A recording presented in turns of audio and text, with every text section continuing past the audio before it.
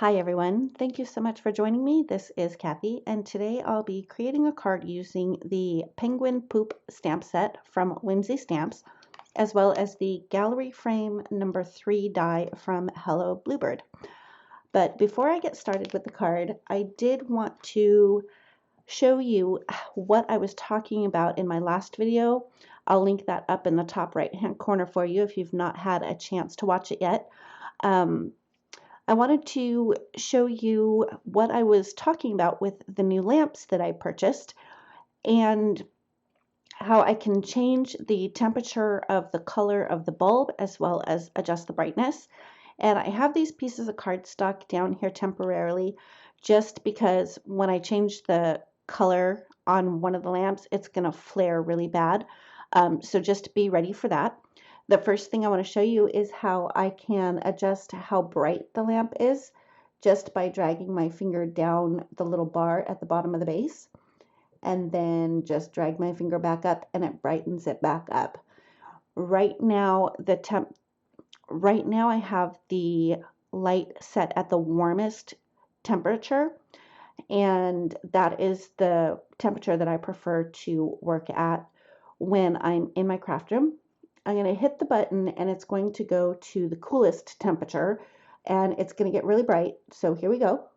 And if I hit the button again, it goes to kind of a mid-cool temperature.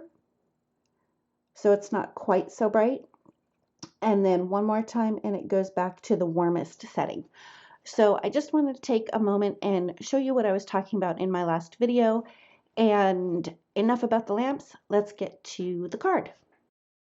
The first thing I did was I die cut the frame from a piece of Cougar Super Smooth cardstock. I ran that through my Gemini Junior die cutting machine. And I really like this die because it cuts out a frame with like a pinking edge around it, and then the window frame, and then the 6 little squares. One thing I did notice, however, is that the 6 little squares are not perfectly square. So I had to pay attention to that when I was actually doing the stamping because I wanted the card to be portrait instead of landscape. And I wanted to make sure that my penguins were facing in the correct direction. I wanted to make sure that I didn't have any of them upside down. Anyway, I used a little bit of temporary adhesive and put that on the back of each of the squares and used my stamp platform to stamp the little penguin. I used My Favorite Things Extreme Black Hybrid ink, and this is a new stamp set, so I did stamp the penguins a couple of times just to make sure that I got a nice clean impression. And I'm only going to show how I stamped 2 of the squares. What I did after I stamped one, I'd put the temporary adhesive on the back of the next square, put that in my stamp platform, and then I moved the penguin so that he would be stamped at different angles. And then after I had all of them stamped out, I went ahead and just started to do the coloring. And, you know, with a penguin being black and white, the coloring was pretty simple. The only thing that I really colored were the beaks, and then I did a little bit of shading around the bodies. For the beaks, I did use 3 different color markers. I don't know that that was necessary. I probably could have gotten away with just using 2. I started with YR07, just did a line along the bottom of the beaks, and then moved in with my midtone, which was YR04, and extended out just a little bit further and just left a little white space up at the top of each of the beaks and filled that in with YR16.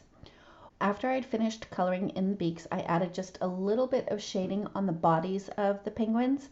I used B60 for that and just did tiny lines like underneath the beak and down the sides of their body. And then I used my Colorless blender for a quick swipe just to soften the edge of the B60. For the backgrounds behind the penguins, I used RV02 and RV10.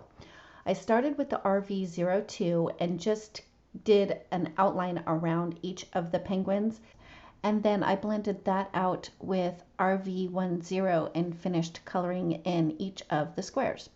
After I was done with the coloring, I stamped the sentiment onto a piece of green cardstock using Versamark ink, and I did treat the cardstock with my anti-static powder bag because I wanted to do some embossing. After I stamped the sentiment with Versamark ink, I coated it with detail white embossing powder and heat set it with my heat tool. Next, I used a stitched rectangle die to cut out a rectangle from the green and pink plaid paper. And then I used a little fishtail banner die from the Merry Christmas die set by Trinity Stamps to cut out the sentiment. I ran those through my die cut machine, and the next thing was just to put the card together. I adhered the pink and green plaid paper to the front of a top folding A2 size note card. Next, I put a whole bunch of foam tape on the back of the white frame, and I had put foam tape all the way across the frame so it would be easier to fit the penguins into the squares and make sure that everything was nice and flush. After I had all that foam tape on there, I adhered that to the front of the card and pieced in my little penguin squares. And to finish up the card, I put a little bit of foam tape on the back of the sentiment strip and put that in place. And that finishes up my card for today. Thank you so much for joining me. If you like this video, please give it a thumbs up. If you've not yet subscribed, I'd love it if you would. And don't forget to ring the bell so you're notified every time a new video is posted. Thanks again, and we'll see you next time.